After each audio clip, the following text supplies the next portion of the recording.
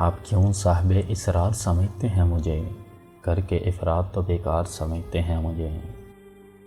आप क्यों साहिबे इसरार समझते हैं मुझे, करके इफ़रात तो बेकार समझते हैं मुझे। मेरे किरदार की जो कस्में उठाते थे कभी, अब वही लोग गुनहगार समझते हैं मुझे।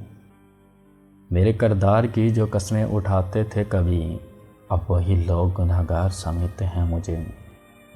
अहले दानिश की नज़र में हूँ मैं कम फ़हम, मगर सारे कम फ़हम समझदार समझते हैं मुझे।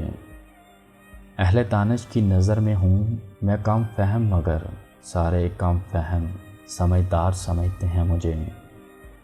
जिनकी तलकीन पे मैं गम में हंसा करता था, जाने क्यों अब वो अदाकार समझते हैं मुझे।